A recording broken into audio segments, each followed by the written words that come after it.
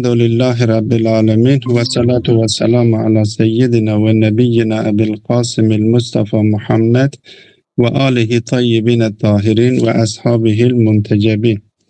Hop, bizim konumuz normalde istilahların ne anlama geldiği hakkındadır. Şimdi burada asıl işlemek istediği konu başlıkta olduğu gibi el-maaniyul istilahiyyetu lil ilmi vel felsefe.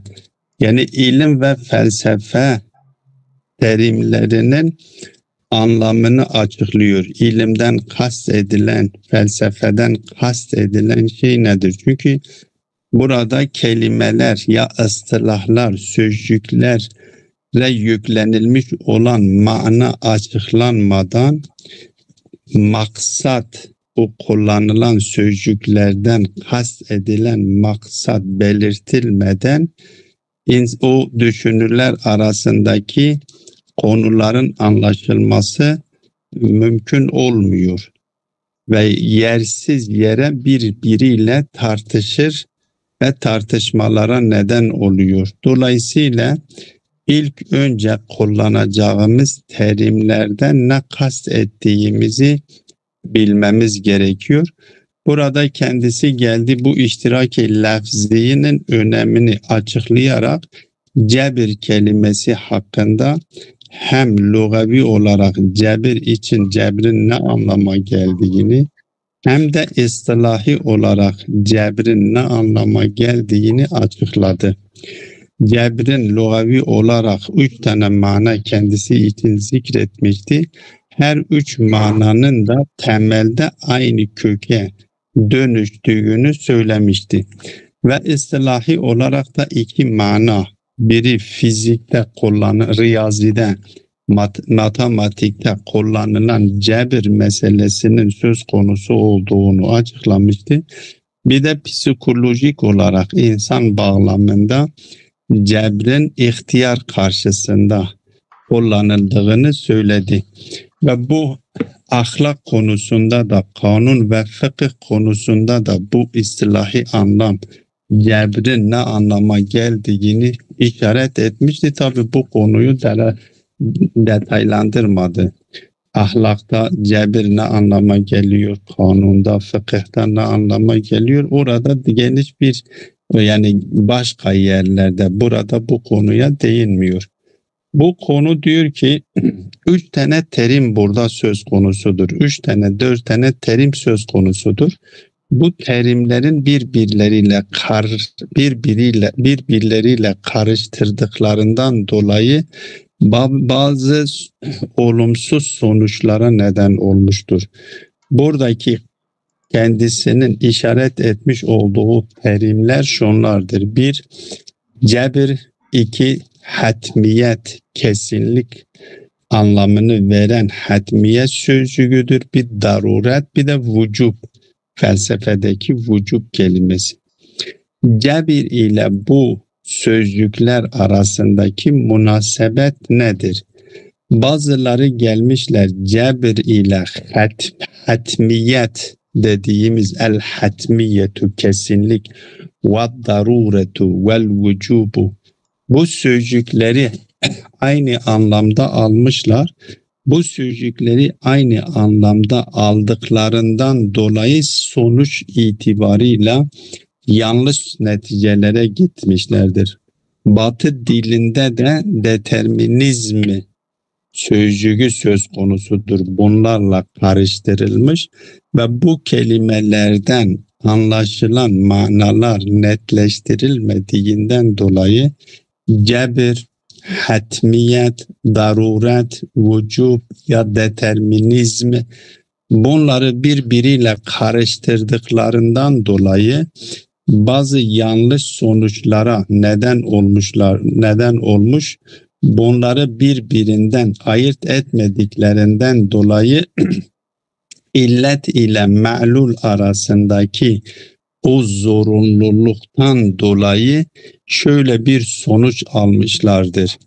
Nerede zaruret illet ile ma'lul arasında eğer biz zorunluluğu kabul edersek bu illet ile ma'lul arasındaki zorunluluğun olduğu yerde faili muhtarı kabul etmemiz imkansızdır demişlerdir.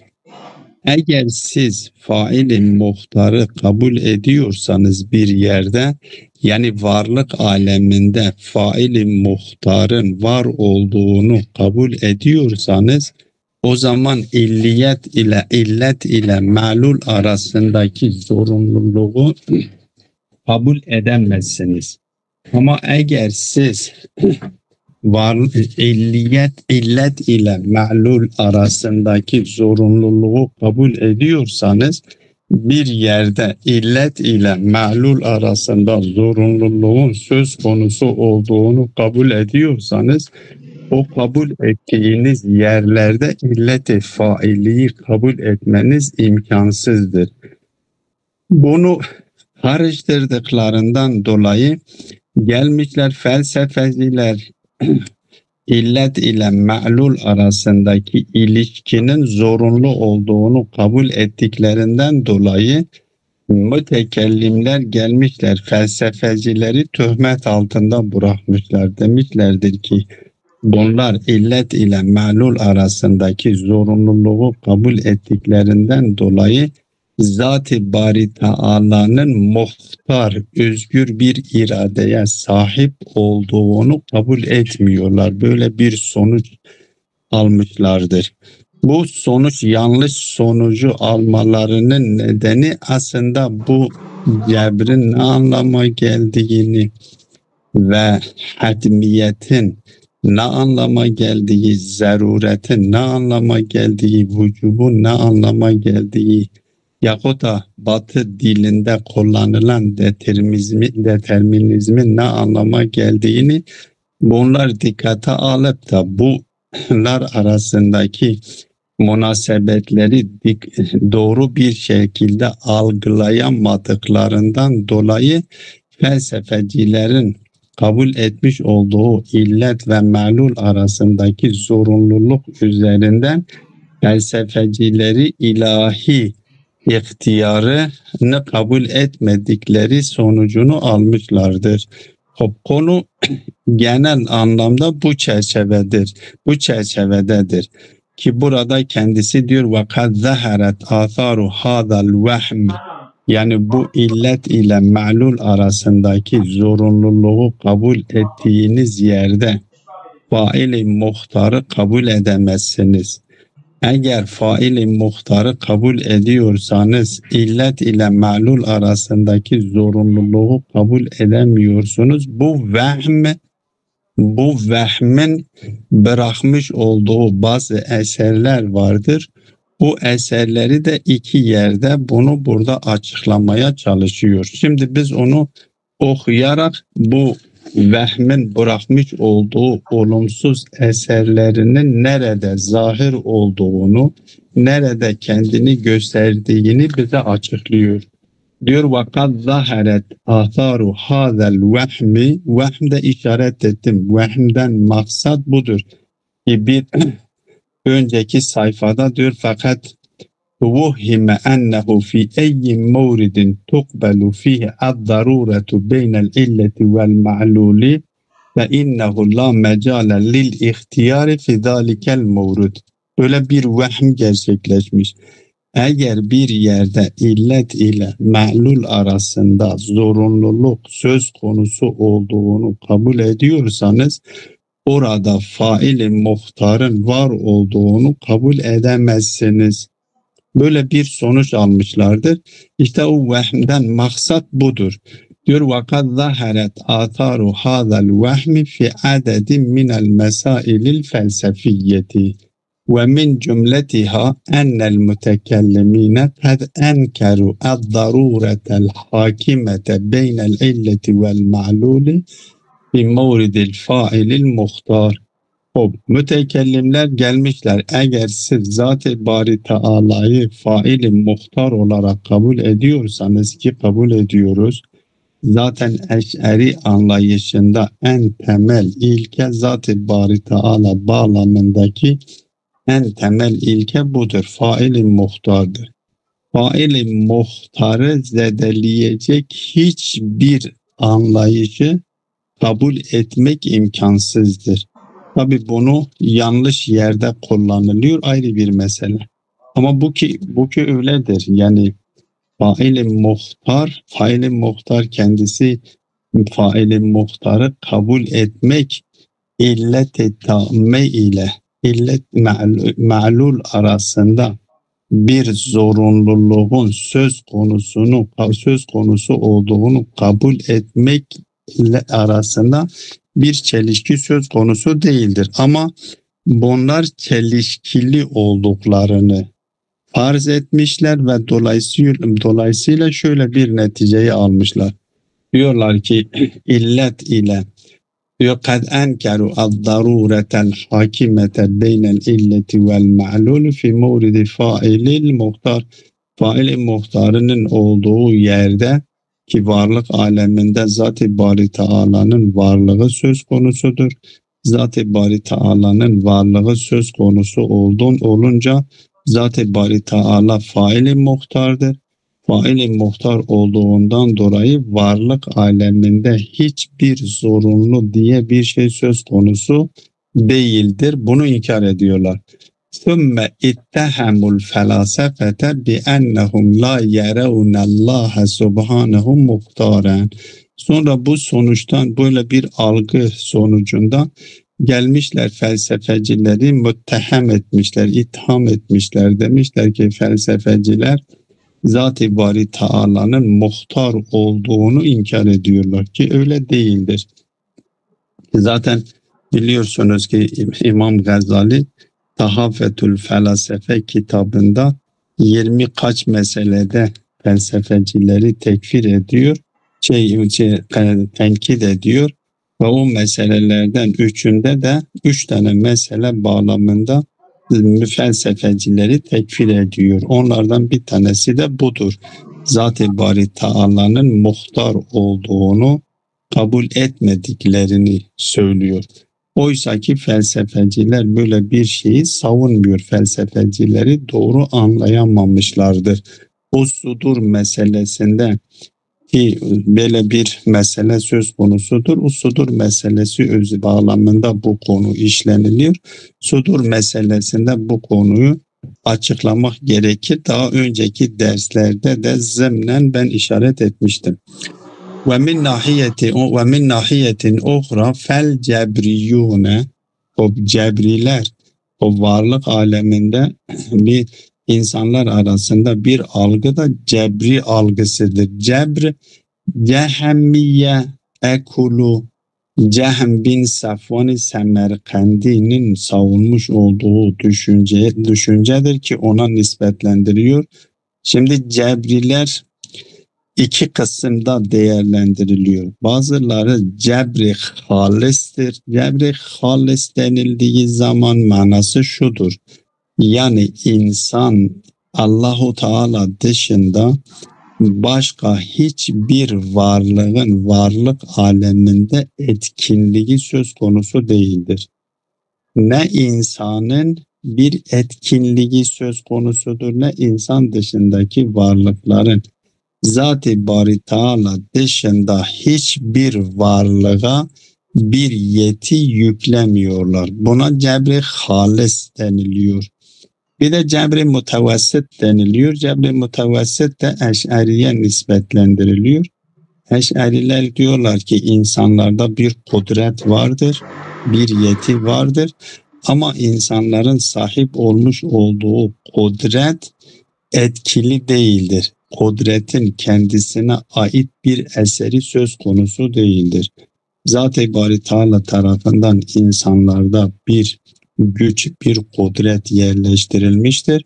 Ama o insanda yerleştirilmiş olan bu kudretin kendisine ait hiçbir eseri söz konusu değildir. Bunlar da cebri mutevessittir. Aslında nihai olarak tahlil ettiğimiz zaman aslında kendisi de cebri halisa dönüşüyor. Her ne kadar bakın Cehmiye açıktan kendisi itiraf ediyor. Yani cebri olduğunu kabul ediyor. Ama Eşaire kendisi cebri olduğunu kabul etmiyor. Yani kendisinin cebir taraftarı olduğunu asla kabul etmiyor. Ama getirmiş Zat-ı Bari Teala hakkında yapmış olduğu kudreti mutlak kudret üzerinden Zat-ı Bari Teala'yı açıkladıkları zaman düşünceleri, algıları açıklamalarına göre cebri mutlaka gidiyor. Her ne kadar kendileri biz cebri değiliz, cebirci değiliz diyorlar ise de ama açıklamaları kendisi cebre gidiyor. Onun için açıklamalar bağlamında cebridir ama iddia bağlamında cebri değildir. Bunlara da cebri mutevessite deniliyor. Ama her halükarda Cebriler de diyorlar fel cebriyune i'teberu vücude mesirin hatmiyin delilen ala kavlihim. Varlık aleminde bir hatmi sonucun, kesin bir sonucun söz konusu olduğunu dikkate alarak, yani sanki varlık aleminde bir illet ve ma'lul arasındaki o ilişkinin zorunluluğunu dikkate alarak ki illet ile ma'lul illeti tammenin olduğu yerde ma'lulun gerçekleşmemesi imkansızdır. Bunu dikkate aldıklarında sonuç kesin bir sonucun söz konusunu dikkate alarak kendilerinin iddialarının doğru olduğunu, yani varlık aleminde bir cebir söz konusu olduğunu savunuyorlar ve bu kesin sonuçları da kendi iddiaları için bir delil olarak getiriyorlar. Tabii bunlar geniş bir şekilde kendi yerinde üzerinde durulması gerekiyor. Sadece burada kendisi işaret ediyor ki bu kavramlardan neyin kast edildiği doğru bir şekilde anlaşılmadığından dolayı sözcüklerden kast edilen maksadın ne olduğu açık bir şekilde ortaya konulmadığından dolayı farklı sonuçların alındığı ve yanlış sonuçlara gidildiğini bize bildiriyor. وفي المقابل أنكر المعتزلة وجود المسير الحتمي لأنهم يقولون باختيار الإنسان. Çünkü Mu'tezile biliyorsunuz mütekellimler içerisinde, zaten mütekellim denildiği zaman aslında Mu'tezile akla geliyor. Mu'tezile ile Eş'ari akla geliyor. Tarih süreci içerisinde İslam dünyasında mütekellimler denildiği zaman Mu'tezile ile Eş'ari geliyor. Ve bu ikisi arasında hep çekişme söz konusu, niza bu ikisi arasında gerçekleşmiştir. Bunlar da diyorlar ki nedir? Mu'tezile de kesin bir sonucun söz konusu olmadığını, çünkü insan muhtardır, ihtiyar sahibidir. O gerçekleşen sonuçlar insanın iradesi doğrultusundadır. İnsanın iradesi doğrultusunda olduğu için insanın iradesi de özgürdür. Özgür olduğundan dolayı biz kesin sonuçların ne olduğunu bilmiyoruz. İnsan değiştirebilir. Beynema la yucedu fil vaki irtibatun beynel cebri ve hatmiyetil masir. Oysa ki gerçeklikte ise cebr ile hatmi, o kesin sonuç arasında bir irtibat söz konusu değildir. Ve fil hakikati fe inne hâzihil muşaceratul mumteddetu fi a'mâkiz zamani kad hadeset neticeten lil halti beyne mefhumil cebri ve mefhumid darureti. Ayetullah Misbah Yezdi işte sonuç olarak bu cümleyle kendi düşüncesini açıklıyor. Hakikatte bu düşünürler arasındaki tartışmalar ki tarih boyunca bu tartışmalar söz konusu olmuştur. Bu tartışmalara kaynaklık yapan şey nedir? Cebir kavramı ile cebir terimi ile daruret terimi arasındaki bir karışıklık gerçekleştiğini, bu ikisini birbirinden ayırt etmediklerinden dolayıdır. Bu birinci misaldır. Bu vehmin bırakmış olduğu olumsuz eserlerden bir tanesi felsefede, kendi felsefenin birçok yerlerinde tezahür etmiştir. Onlardan bir tanesine işaret ettik. Ve numuzacu muassifin ahir ve huve enne ba'de ulemâ'il fizya kad şekkeku ev enkeru darûretes saidete beynel illeti vel ma'lûli fi mevridi zavahiri mikrofizyaiyyeti. O batı dünyasında da bazı fizikçiler şek etmişler. Hatta şekin ötesine geçmişler, inkar etmişler. İllet ile ma'lul arasında hakim olan o zorunluluğu inkar etmişlerdir. Nerelerde? Bazı mikrofiziksel olayların, o mikrofiziksel fizikteki bazı bu pozitif bilimlerde, bu mikrofiziklerde, fiziksel olaylarda diyorlar ki illetle ma'lul arasında aslında öyle bir zorunluluk söz konusu değildir. Daha önceki konularda da işaret etmiştik. Eğer illet-i tamme ile ma'lul arasındaki bu zorunlu ilişkiyi kaldırırsa Zat-ı Bari Teala'yı ispatlamamız aslında imkansız oluyor. Hiçbir bilgi gerçekleşemez. Bunlar gelmişler illet ile ma'lul arasındaki zorunlu ilişkiyi inkar etmişlerdir.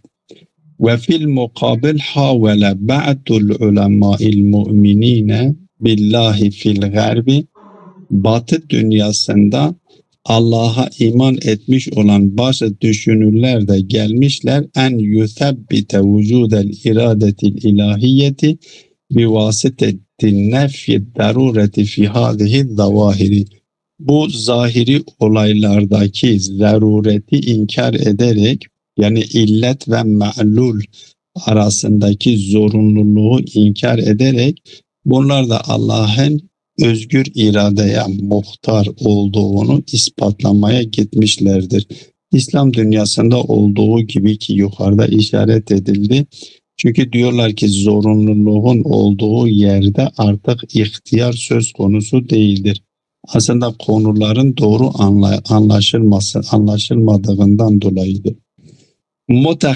متخيلين أن نفي الضرورة وإنكار أصل الديترمينيزم في هذه الموارد يستلزم إثبات قوة مختارة تدبر شؤونها.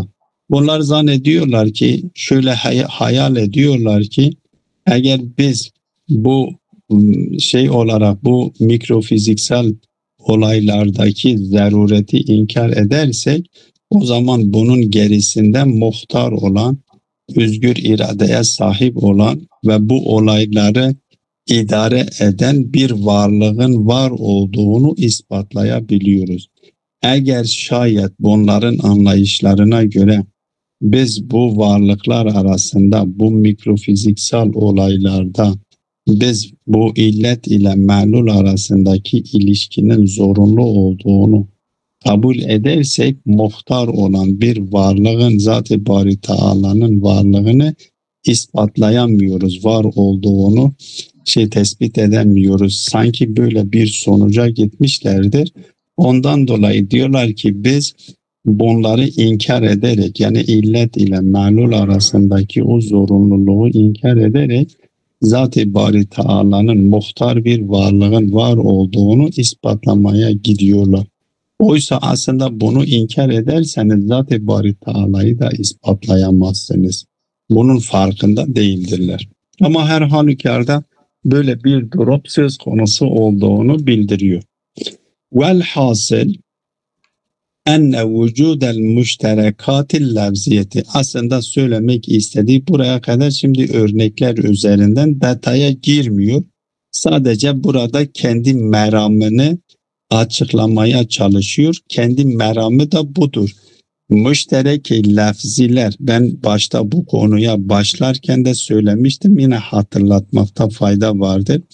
Biz kelimeler üzerinden, sözcükler üzerinden birbirimizle anlaşabiliyoruz. Eğer biz kelimelere yüklediğimiz manalarda anlaşamıyor isek, o zaman hiçbir şeyde anlaşmamız imkansızdır. İlk önce kelimelere yüklediğimiz manada anlaşmamız gerekiyor. Kelimelere yüklediğimiz anlamda anlaştıktan sonra o zaman birbirimizle anlaşmamız mümkündür. Kendisi bunu vurgulamak istiyor. Velhasıl ennel vücudel müşterekatil lafziyeti ve la siyema fil mevaridilleti tekunu fiha el maani müteşabiha ve mütekaribeten kad edda ila işgalatin fil buhusil felsefiyeti. O felsefi konularda birçok sorunlara neden olmuştur bu müşterek-i lafzi. Müşterek-i lafzi söz konusu ise bu müşterek-i lafzilerden biz o manalardan hangi mananın kastedildiğini ilk önce bunu belirtmemiz gerekiyor ki birbirimizle anlaşabilelim. Eğer bu sözcüklerden kastettiğimiz manalarda anlaşamıyorsak, bunlardan kastettiğimiz manaları belirtmiyorsak o zaman birbirimizle anlaşmamız imkansızdır. Ve tedâafe su'ubâtu fîmâ.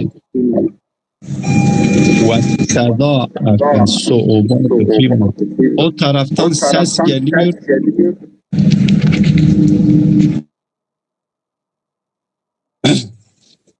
Evet, ve tedâafet su'ubâtu fîmâ lev ustu'mile lafzun bi ma'anin istilahiyetin müteaddidetin ve zâlike fi ilmin vahidin kama nulahizu hâzâ fi mevridi istimali kelimetil akl fil felsefeti ve istimali kelimeti zâtiyyi vel arede fil mantık ve bihâzâ tettedihu zarûretu beyanil ma'anil müştereketi ve ta'yinil ma'nel maksudi fi kulli mebhasin.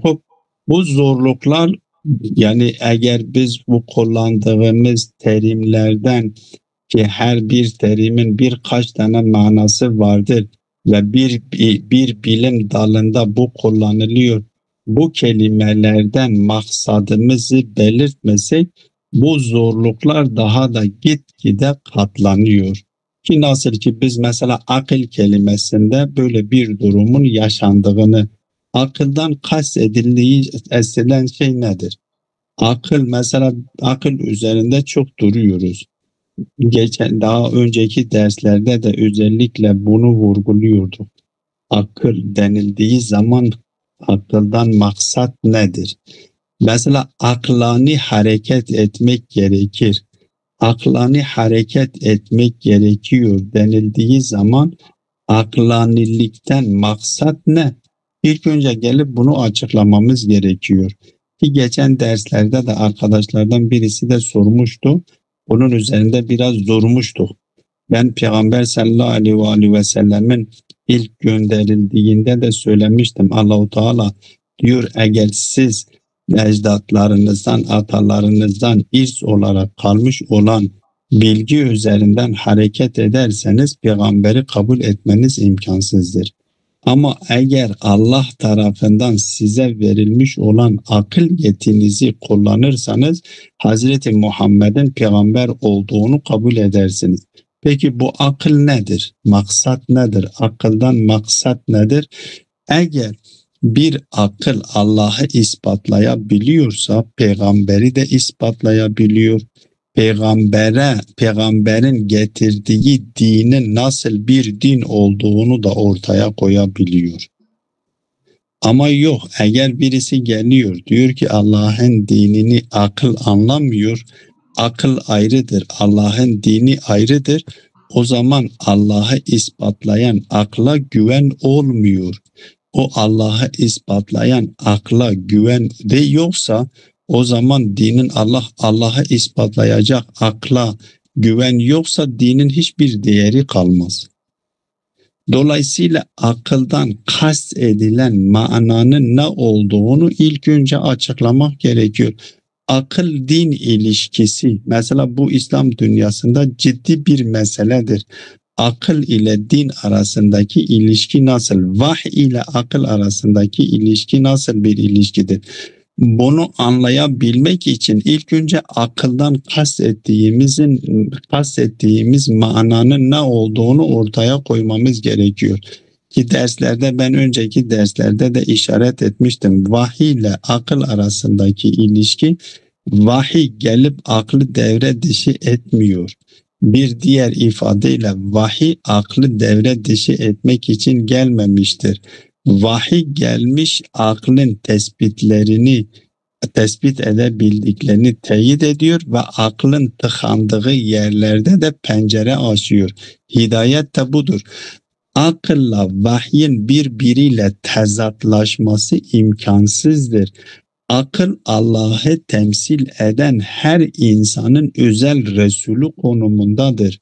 Ve Allahu Teala akıl üzerinden insana hüccet tamamlıyorsa o zaman bu akılın devre dışı edilmesi kesinlikle ve kesinlikle yanlıştır.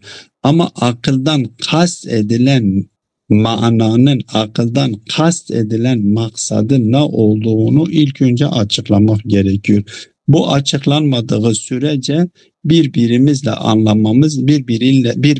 anlaşmamız da imkansızdır. Ama her halükarda böyle bir durumun söz konusu olduğunu, yani sözcüklere yüklenilmiş olan mana önemlidir. O manalar üzerinde ilk önce anlaşılması gerekiyor. Ve bihada tettedihu daruretu beyanil maanil müştereketi ve ta'yinil ma'nel maksudi fi kulli mebhas. Her mebhaste, her konuda kullanacağımız terimlerden kast ettiğimiz manayı ilk önce belirtmemiz gerekiyor. Ondan sonra o kelimeyi kullandığımız zaman hangi manada kullandığımızı bildiğimiz üzerinden hareket edersek birbirimizle anlaşmamız kolay oluyor. Ama eğer biz kelimelere yüklediğimiz manayı ilk önce belirtmesek, kendi aramızda netleştirmesek birbirimizle anlaşmamız imkansızdır. Bunun üzerinden geliyor el-maanil istilahiyetu lil ilmi. Burada geliyor asıl konuya. Bu derste asıl işlemek istediği konuya geliyor. Şimdiye kadar mukaddimeydi. Bu iştiraki lafzı üzerinde durdu ve burada önemli bir konuyu açıkladı. Ondan sonra konudaki iki tane terim üzerinde duruyor. Biri ilim terimi. İlim denildiği zaman kastedilen şey nedir? Felsefe denildiği zaman felsefeden maksat nedir? Biz hem ilimden maksadımızın ne olduğunu ve hem felsefeden maksadımızın ne olduğunu açıkladıktan sonra diğer derslere geçiyoruz. Ve sallallahu ala Muhammedin ve alihi teyyibine tahirin.